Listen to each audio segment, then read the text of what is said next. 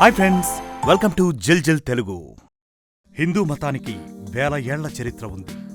Asia దేశాల్లోనే ఎక్కువగా హిందుత్వం కనిపిస్తుంది. ఇక మిగతా దేశాల్లో క్రిస్టియానిటీ, ఇస్లామిక్ ఉంది. భారత్ హిందుత్వానికి పురిటిగడ్డ. అందుకే మనది హిందుస్థాన్ అయింది.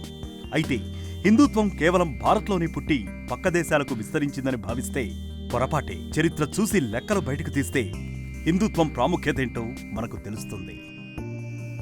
అమెరికా విషయానికొస్తే పూర్తిగా అక్కడ మనకు కనిపించేది క్రిస్టియానిటీ. అయితే అమెరికా ఒకప్పుడు హిందూ దేశమంటే మీరు నమ్ముతారా? ఇలాంటి వాదనలను ఎవరైనా సమర్థిస్తారా అంటే అవుననే సమాధానం వినిపిస్తోంది. అమెరికాలో దొరికిన హిందూ చారిత్రక ఆధారాలు అవే నిజమంటున్నాయి. నిప్పు లేకుండా పొగరాదు. హిందుత్వ ఆధారాలు అమెరికాలో దొరికాయంటే అక్కడ హిందుత్వ మూలాలు ఎక్కడో ఉన్నాయనే కదా అర్థం. హిందూ మతం అనగానే మనకు ఠక్కున ఆసియా దేశాలు గుర్తొస్తాయి. అందులోనూ ముఖ్యంగా ఉపఖండంలోని భారతదేశం గుర్తుకొస్తుంది.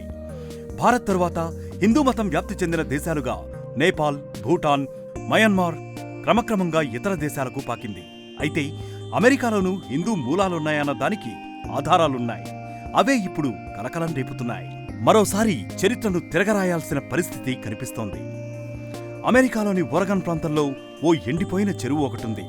ఆ చెరువులో శ్రీ యంత్రాన్ని గుర్తించారు. అదేదో చిన్న చెతక యంత్రం కాదు, 13 మైళ్ల పొడవు, వెడల్పున్నది. దీనిని ఆగస్టు 10, 1990వ సంవత్సరంలో భూమికి 9,000 అడుగుల ఎత్తు నుంచి ఫోటో తీసి కనుగొన్నారు. సాధారణంగా ఒక కాగితంపై చిన్నపాటి శ్రీయంత్రం గీయాలంటేనే ఎన్నో పరికరాలు కావాలి, ఎంతో సమయం కూడా పడుతుంది. అలాంటిది ఓరగాన్ చెరువులో 13 మైళ్ల పొడవు, వెడల్పులతో శ్రీయంత్రం గీయాలంటే సామాన్యమైన పని కాదు.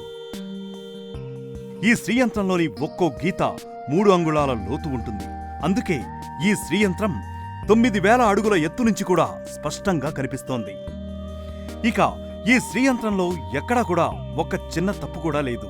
అంత పెద్దగా ఒక్క తప్పు లేకుండా గీయడం అన్నది మానవ మాత్రలకు సాధ్యం కాదు. దీనిని ఎవరు గీశారు, ఎప్పుడు గీశారు అనే విషయానికి వస్తే ఓరగాన్ ప్రాంతంలోని చెరువులో గీసిన శ్రీయంత్రం క్రీస్తు పూర్వమే గీసినట్లు తెలుస్తోంది. దీనిని బట్టి చూస్తే క్రీస్తు పూర్వమే అమెరికాలో హిందూ మతం ఉన్నట్లు స్పష్టమవుతోంది. ఇలాంటి మరిన్ని వీడియోస్ కోసం జిల్ జిల్ తెలుగుని సబ్స్క్రైబ్ చేయండి.